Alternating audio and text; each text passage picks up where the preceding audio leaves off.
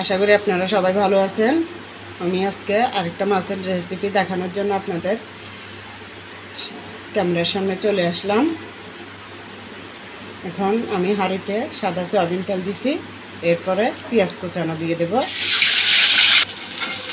এবার পেঁয়াজটা একটু লাল লাল করে ভাজা করে নেব। আধা চামচ রসুন বাটা দিয়ে দিলাম ছোটো 4 চামচগুলোতে।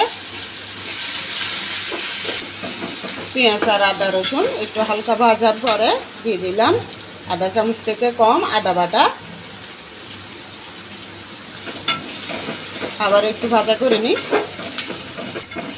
এই যে পেঁয়াজ আদা রসুন ভাজা ভাজা হয়ে গেছে, দেখুন হালকা একটু লাল লাল হয়ে গেছে। এরপরে জিরা বাটা আর ধনিয়া বাটাটা দিয়ে দিব। এটা জিরা বাটা আমি একটু একটু করে দিছি, সামান্য করে।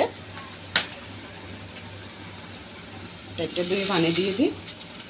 এটা মশলা বাটার পরে পাটা ধোয়া পানিগুলো দিয়ে দিলাম। এই যে এবার দিয়ে দেব গুঁড়ি মরিচ 4 চামচে 1 চামচ থেকে কম, হলুদের গুঁড়ি 4 চামচে 1 চামচ উঁচু করে, আর লবণ মাছের আন্দাজ অনুযায়ী দিয়ে দিলাম। গুঁড়ি মরিচ কম দিয়েছি কারণ আমি আবার কাঁচামরিচ বাটাও দেব। ওই টমেটো আর কাঁচামরিচ ধনিয়া বাটা চস করে রাখছিলাম, ওটার ভিডিও আমি আমার চ্যানেলে ছাড়ছি। টমেটো কাঁচামরিচ ধনিয়া বাটা এটা আমি ব্লেন্ডার করে চস করে রাখছি, ওটা করাটা ভিডিও ছাড়ছি। আপনাদের যদি ভালো লাগে আমার চ্যানেলে যাই দেখে নেবেন। এই যে মশলাগুলো কষানো হয়ে গেছে, এবার দিয়ে দেব আমি নিজে করা টমেটো সসগুলো।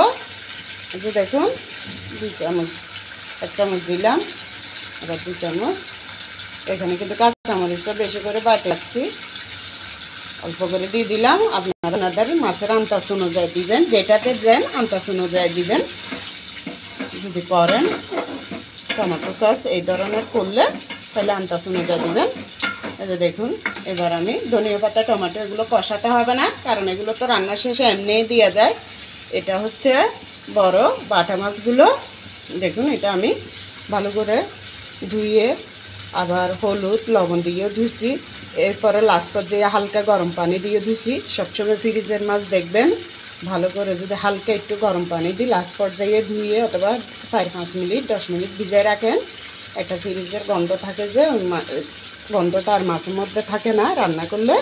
দেখুন এগুলো আমি ভালো করে পরিষ্কার করে নিয়েছি। এটা প্রায় 3 কেজি ওজনের বাটা মাছ ছিল, বাজার থেকে এভাবে কাটি কুটে আনছে।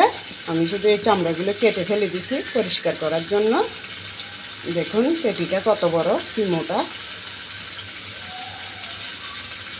যে এবার মাছগুলো দিয়ে দিলাম। বিসমিল্লাহির রহমানির রহিম।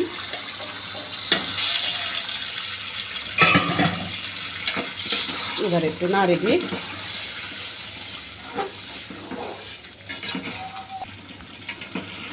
এই যে দেখুন মাছটা কেরকম মাংসের মতো হয়ে গেছে।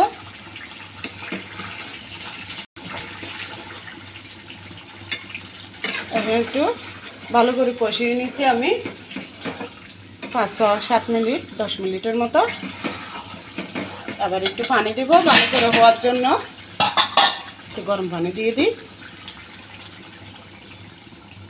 সামান্য দেবো, এটাও শুকাই ফেলবো।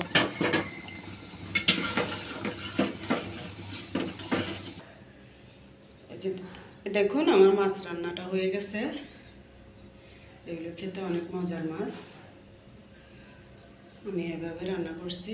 আপনাদের যদি ভালো লাগে আপনারাও আমি যে মশলা দিয়েছি ওই ধরনের মশলা দিয়ে করে দেখবেন।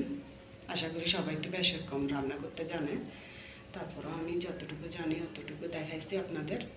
আমার রান্নাগুলো যদি ভালো লাগে আপনারা করে দেখবেন। যদি বেশি খুবই ভালো লেগে থাকে লাইক করবেন একটা, আর আমার পাশে থাকার জন্য একটা সাবস্ক্রাইব করবেন। আমাদের সবার জন্য দোয়া করবেন, আমরা আপনাদের সবার জন্য দোয়া করি। আল্লাহর রহমতে যাতে সবাই ভালো থাকে। আল্লাহ হাফেজ, আসসালামু আলাইকুম।